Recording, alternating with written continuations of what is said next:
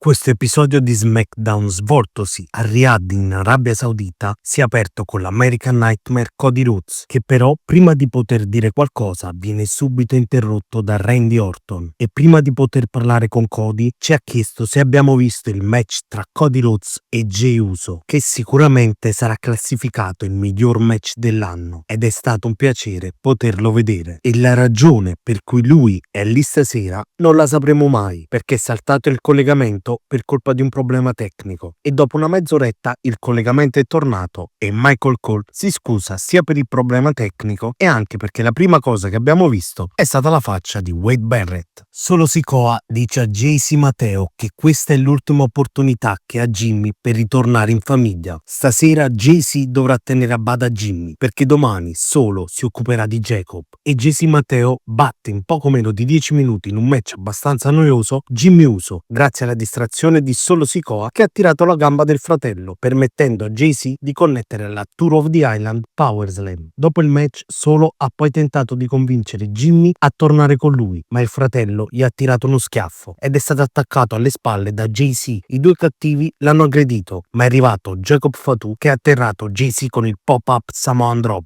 Solo Sikoa è scappato e Jacob è andato anche a segno con il Mighty Moonsault. C'è stato un breve faccia a faccia tra Fatu e Jimmy, ma quest'ultimo ha salvato il primo, spostandolo e colpendo Solo con un super kick. I DIY, eletti da loro stessi come rappresentanti della divisione tech team di SmackDown, cercano di motivare gli altri team nella guerra contro i Wyatt Six e danno anche la colpa a Nick Aldis, dicendo che giustamente non doveva concedere la chance ai Wyatts e il general manager di SmackDown ha un'idea, chiede ad Andrade di trovarsi un partner perché stasera affronterà i DIY. Beh, però che bello vedere Los Garza con i titoli di coppia della AAA. Giulia, in un match a dir poco noioso e veramente ricco di momenti dove non sembrava neanche che stessero lottando due wrestlers, batte Zelina Vega ed è diventata la nuova campionessa degli Stati Uniti grazie alla Northern Light Bomb. Finalmente siamo arrivati alla svolta di questo titolo che fino ad adesso è stato praticamente inutile, però che Giulia riesca a dare prestigio a questa cintura. Charlotte Flair ribadisce ad Alexa Bliss che non vuole amiche ed Alexa le risponde che neanche lei vuole essere sua amica, però le due hanno lo stesso obiettivo, quindi è meglio che ci pensa un po' su. Wade Barrett intervista le due finaliste del Queen of the Ring Tournament, Jade Cargill e Asuka. Barrett chiede a Jade come fa ad essere sicura di battere Asuka a Night of Champions e la Tempesta risponde che tutte appena vedono Asuka restano terrorizzate. Lei invece non ha paura, anzi riesce a vedere l'opportunità. Domani batterà Asuka e a SummerSlam non si prenderà solo il titolo, ma l'intero trono. La nipponica le dice che lei è forte, ma la forza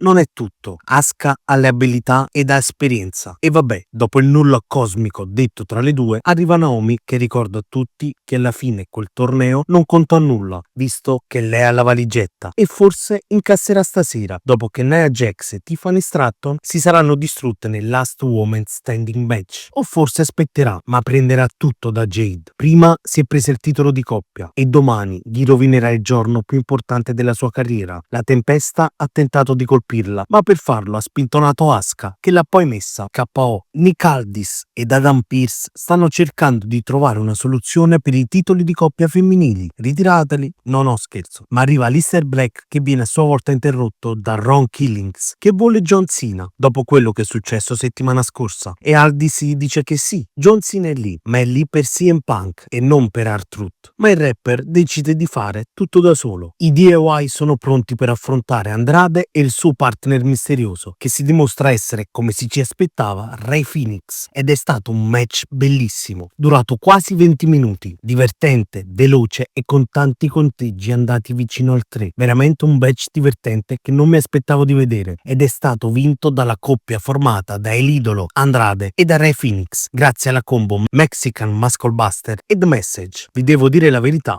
a me sta coppia Andrade Phoenix mi casa. Spero veramente li inseriscano nella categoria tech team, tanto alla fine in singolo niente faranno. Ron Killings sale sul ring e chiede a John Cena di uscire fuori e di vedersi faccia a faccia, ma alle spalle si presenta Aleister Black, non contento delle continue interruzioni provocate da R-Truth nei suoi confronti, e gli rifila una Black Mass. Byron Saxton chiede agli Street Profits quale sarà la loro strategia per battere i Wyatt Six e Montez Ford gli ricorda che l'ultimo L'ultima volta che i Profits hanno avuto quei titoli è stato 4 anni fa e hanno sputato sangue per riconquistarli e quindi né Wyatts e né nessun altro tag team sarà in grado di fermarli. Damien Priest non è contento di ciò che ha fatto agli Step Break ad R-Truth e gli dice che la prossima volta è meglio se lo attacca faccia a faccia e non alle spalle come un vigliacco. È arrivato poi il momento del match con in palio i titoli di coppia tra gli sfidanti Joe Gacy e Dexter Lumis in rappresentanza dei Wyatt Six e i campioni gli Street Profits, e a bordo ring si sono subito presentati Motor City Machine Guns, Los Garza, i Fraction e i DIY per supervisionare il match, ma tutto è andato fuori controllo facendo scattare la squalifica con successivo mega rissone ricco di super kick, mazzate e voli che ha visto come ultimi due superstiti proprio i campioni di coppia, gli Street Profits, che se ne ridono mentre Uncle Howdy si mangiava le mani. Jimmy Uso stasera non aveva bisogno di aiuto, ma neanche Jacob Fatu settimana scorsa aveva bisogno di aiuto. I due hanno un passato molto burrascoso. Jacob si unì a Solo Sikoa e cercò di spazzare via tutta la sua famiglia, ma ora i due sono sulla stessa barca ed è stato il momento del Last Woman Standing match con in palio il titolo WWE tra la sfidante Nia Jax e la campionessa Tiffany Stratton, ed è stato un gran bel match davvero divertente, dominato dalla maggior parte del tempo da Nia Jax. Ovviamente direi abbiamo visto anche un po' di oggetti come i kendo stick e le sedie, ma soprattutto i tavoli senza l'adesivo Slim Jim. Nia Jax dall'apron si è lanciata a peso morto su Tiffany, appoggiata su un tavolo a bordo ring, ma la campionessa al conto di 9 è riuscita ad alzarsi. Neanche 2 Annihilator, di cui una con l'aiuto della sedia, sono bastate. Tiffany ha poi ribaltato un tentativo di super Samoan Drop dal paletto, trasformandola in una powerbomb sul tavolo, ed è lì che è poi arrivata Naomi tentando di incassare la valigetta, ma Tiffany Stratton l'ha fermata colpendola ripetutamente con la valigetta. Doppio Pretty Moonsault Ever, ma neanche bastato per fermare la gigantessa, e quindi Tiffany l'ha poi scaraventata su 2 tavoli posti a bordo ring. L'arbitro ha contato fino a 10 e Tiffany Stratton ha mantenuto così il titolo femminile WWE. Siamo arrivati poi al main event, il faccia a faccia tra John Cena e CM Punk. Al centro del ring c'è il campione WWE e lui è un vincente, mentre Punk un perdente. Lui è un vincente perché è un genio e Night of Champions sarà solo una formalità e CM Punk non potrà fare nulla, ma risuona la theme song del Doctor of Togonomics.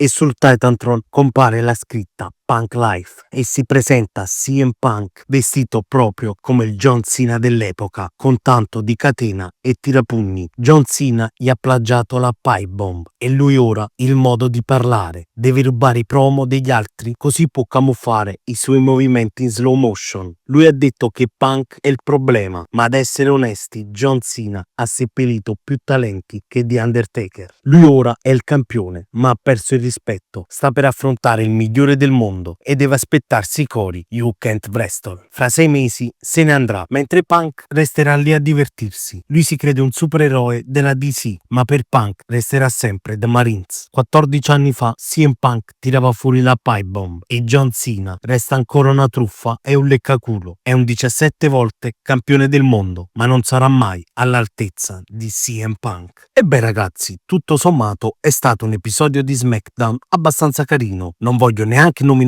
la infima qualità che sembrava veramente un episodio registrato con un cellulare e il problema tecnico che ha fatto perdere a tutto il mondo il promo tra Cody Rhodes e Randy Orton, ma alla fine è stato carino, con un match bellissimo come quello di coppia tra Andrade e Rey Fenix contro i DIY, il Last Woman Standing match, la vittoria del titolo degli Stati Uniti da parte di Giulia e bel segmento finale divertentissimo con la parodia di CM Punk. Io voglio sapere ovviamente la vostra qui sotto. Noi ci vediamo domani per il report di Night of Champions e vi raccomando di lasciare un like e un commento, di seguirmi su Instagram e TikTok e di iscrivervi qui su YouTube. Noi ci vediamo in un prossimo video. Ciao ragazzi!